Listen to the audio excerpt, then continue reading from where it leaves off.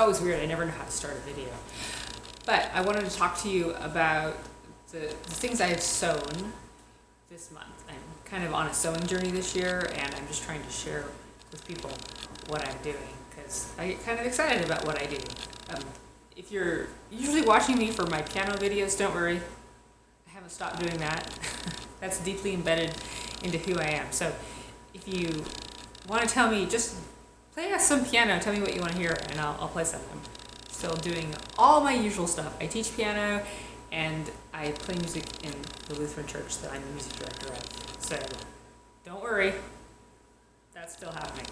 In fact, I have some stuff I've been practicing. I'm just trying to get it perfected well enough to videotape. Anyway, so I made some things for myself and for my husband and also for my house this month, so I just want to share those with you. I decided to delve into polar fleece this month. My husband likes to wear polar fleece in the winter, and so I made a polar fleece jacket, which I'm wearing right now, for myself and for him. I found a McCalls pattern. McCalls 5252, and this is unisex, so men and women. So I had ordered two because my husband and I are not anywhere near the same size. So I cut myself out a small because they said to cut out men's sizing if you're a woman. So what I'm wearing right, and then I thought I need to start with cheap fabric. So I went online, and Joann Fabrics was having a fleece sale. So this is Joann Fabric. This is their Arctic fleece. Or the blizzard fleece, excuse me, and it was like $4 a yard or $5 a yard. So I bought a green for me and a gray for my husband. So anyway, so I did view C, and I watched a bunch of YouTube videos before I started because I was like, I've never sewn with polar fleece before, and it said it's not too hard to sew with, but you have to be careful when you're cutting out that it doesn't slide and your pattern pieces are all the same, and that I used a lot more pins just to make sure pieces didn't move around, but I had no problem with the sewing of this. The hardest part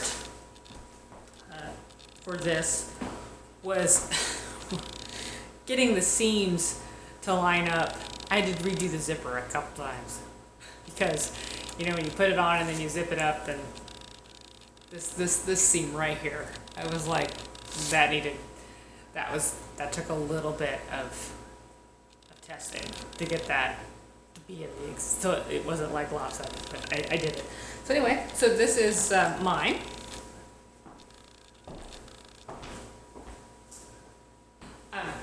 And I put some cotton quilting fabric on the inside that I just had laying around the house.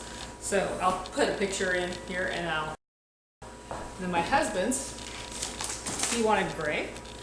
And he's a much bigger person than I am. And then he's also, I'll put a picture up right now. Okay. My husband's in a wheelchair, and so when you're always seated, you have different sizing issues to deal with. Like, you know, if you just sit down and look at yourself in your clothes, I mean, they never fit you the way they want. I mean, clothes fit They fit clothes based on what we look like when we're standing. They don't fit clothes based on how we look when we're sitting. So I altered the pattern a little bit to fit him, and it worked out well. So it's the same exact pattern. He just wanted this color, and I lined his pockets with red pinstripe. So the first go around, I felt like it was successful. So I think I'll order maybe a little higher quality polar fleece and make one more for him, or maybe of this pattern, at least of this pattern, and then look around to see if there's different design or anything. So I was happy with that. That went well. So the next pattern I focused on was this new McCalls pattern, 7936, and what I'm wearing right now is view B, and I also made view A, which is the short romper. So I'll start by talking about this one. This one so both of the fabrics for this I bought from an online place, Fashion Fabrics Club, and it's pretty inexpensive. So it takes a little while to get the fabric. Like they're not super fast in their shipping, but it's so far been worth the wait. So this is a Rayon linen blend, and it's machine wash cold, hang dry, or dry clean. So I'm kind of branching it out. So we'll see how this goes, because I don't like to have to do a lot of finesse care with my fabric. So we'll see how a hand wash, hang dry works for this fabric. But it was an inexpensive fabric. I think it was like $6 or $7 a yard. So, but anyway, so I chose this one because I could just wear my own belt with it, and I like the pockets on the outsole because I think it just adds more detailing, especially when I'm doing all one color. I watched some YouTube videos. I can't remember her name, but she suggested how to do the facing on this, and so I followed her details. I'll write that in my descriptive box when I remember who she was. So yeah, I was happy with how this turned out.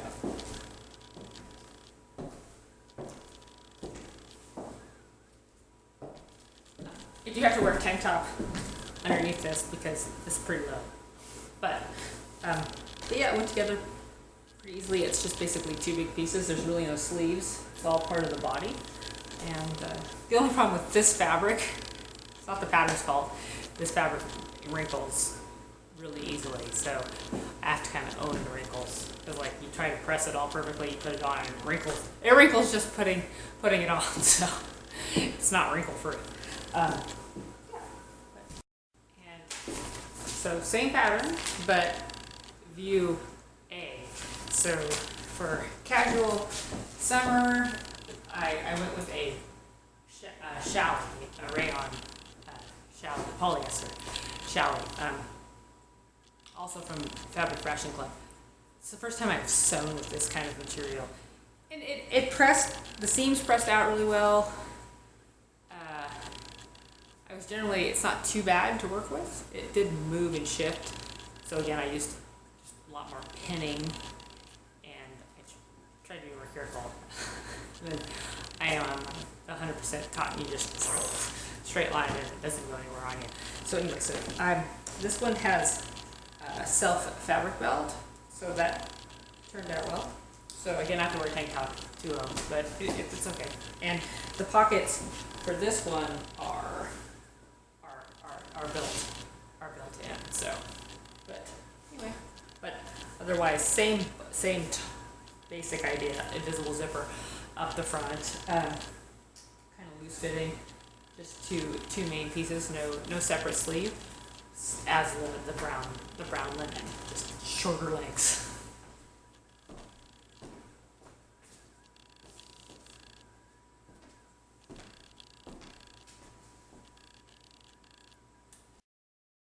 The first thing is I finished my cat quilt. So if you watched last month's video, I'll put the link here, you'll see that I was starting to figure out ways to use my scrap fabric. And so what I had started was a cat quilt, and I finished it.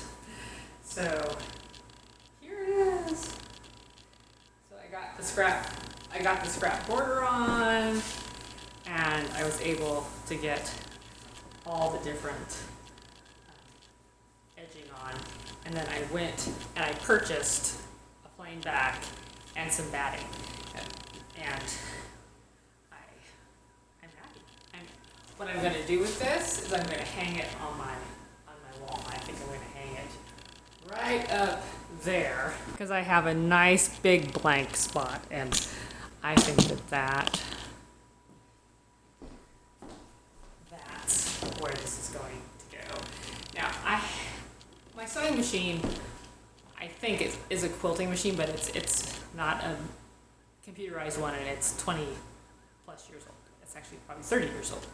But it had a free arm, like the darning, so you can just kind of go wherever. So I was researching how to do that, and I didn't do that too much on this cat quilt, and I don't think you'll be able to see the detailings. But what I also did was, because of the pillowcase and how much I enjoyed making those, I thought there has to be a kind of an easier way. So I subscribed to Annie's like quilt club. I'm just gonna give that a try, because they just send you what you need to make a small project, and that just is a little bit easier to control. So I did do that, and I got my first shipment. And so what they sent, I got this. And so what I made was the pillowcase that came with their 6 fat quarters that I got. And so that was actually fun, and I got those done. And those. Now, with the fabric that they sent in that shipment, I was able to make the front. I still had to go to the quilt shop and buy the batting plus the backing material, but it's fine. But what I was able to do once I got this all quilted together was I got to experiment with doing the machine quilting. I watched all these videos, and they had all these perfect little designs, like you could make C's or you could make circles. And you know, if you've never done that before, I thought, you know what, I am just gonna go crazy and just see what happens. So all I did was start in the middle, and I know this camera is not going to show you, and it's white, it's white thread, but maybe I'll put a picture up. So I was happy with it. I mean, it's not symmetrical, it's not perfect, but, and I also know that my arm got really tired just in that little bit of freeform quilting, but I thought it was a good first experiment. And I had enough material that I was able to make 2 pillowcases and do my crazy quilting on it. I really doubt that was in focus. And then I also, that didn't use all the material they sent me. I was able to then make 2 more pillowcases just kind of randomly using the other pattern that I had that I made all my 4th of July pillowcases out of. And then I just had to buy a little bit more backing fabric. So now if I want to change my living room colors, I can, you know, go to the kind of teal green color coding. I don't use that color. These probably aren't the colors that, I like these colors, but they probably wouldn't have purchased these on my own, because they're a little different than what I had got going on in my house. But that's fine. But anyway, back to my cat quilt. Okay, so, and then after practicing with the free form on it, then I decided, you know, I need maybe to buy a couple more feet for my sewing machine. So I did buy a quilting attachment for slant foots for my sewing machine. So I have like a 1/4 inch foot quilting foot now, and a stitch in the ditch foot, and then another